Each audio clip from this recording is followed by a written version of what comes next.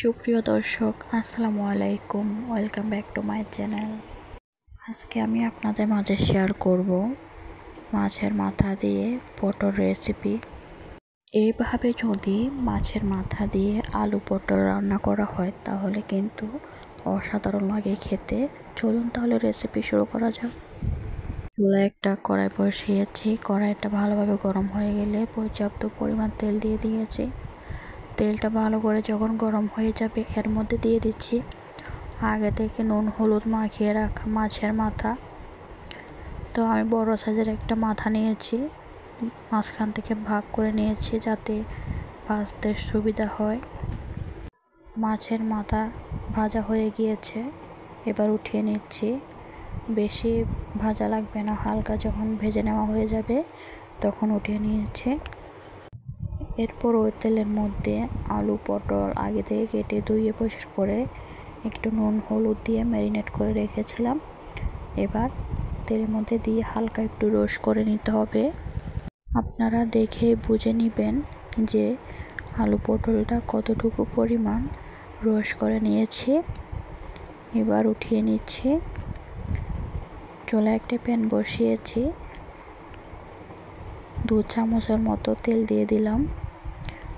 তেলটা যখন গরম হয়ে যাবে আদা রসুন পেঁয়াজ বাটা দিয়ে মশলাটাকে ভালো করে ভুনে নিতে হবে।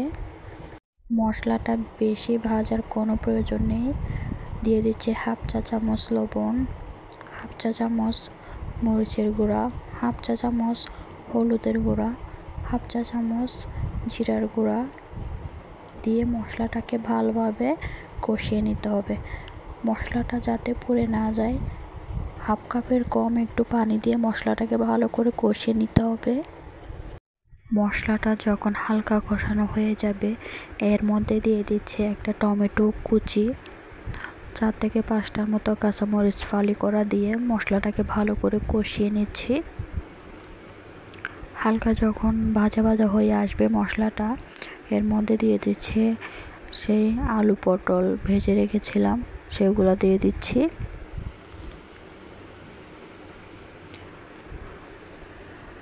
তো পটলটাকে একটু ভালো করে কষিয়ে নিতে হবে।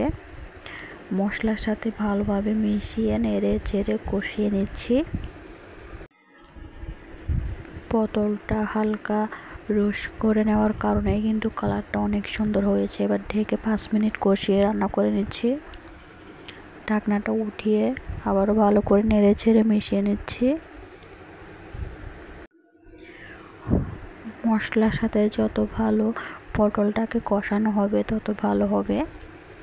এবার ভেজে রাখা সেই মাছের মাথা দিয়ে দিচ্ছি। এবার ভালো করে আলতো হাতে নেড়ে ছেড়ে মিশিয়ে নিতে হবে। আপনারা যদি চান যে মাছের মাথাটা একটু ভেঙে দিবেন তাহলে কিন্তু মাছের মাথাটা একটু ভেঙে দিতে পারেন। আমি চাচ্ছি না, আমি একটু আস্তে আস্তে রাখতে চাচ্ছি, সেজন্য আলতো হাতে নেড়ে দিচ্ছি। ঢাকনা দিয়ে ঢেকে 5 মিনিট কষিয়ে রান্না করে নিয়েছি। এবার আলতো হাতে মাছের মাথাটা একটু উল্টিয়ে পাল্টিয়ে দিচ্ছি। ভালোভাবে মিশিয়ে ঝোলের জন্য পানি দিয়ে দিব।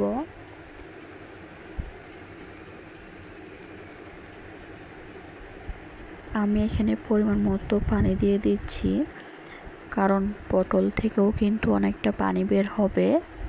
সে পানি দিয়ে কিন্তু রান্নাটা কমপ্লিট করে নিব। ভালোভাবে নেড়ে ছেড়ে মিশিয়ে ঢাকনা দিয়ে ঢেকে 15 মিনিট রান্না করে নিব। 15 মিনিট রান্না করে নিলেই আমাদের মাছের মাথা দিয়ে আলু পটল রান্না হয়ে গিয়েছে। দেখুন কালারটাও কিন্তু অনেক সুন্দর হয়েছে, অনেকটাই মাখো মাখো হয়েছে। এটা কিন্তু অসাধারণ হয়েছিল। রেসিপিটি যদি ভালো লেগে থাকে তাহলে প্লিজ চ্যানেলটি সাবস্ক্রাইব করে পাশে থাকবেন। আসসালামু আলাইকুম, আল্লাহ হাফেজ।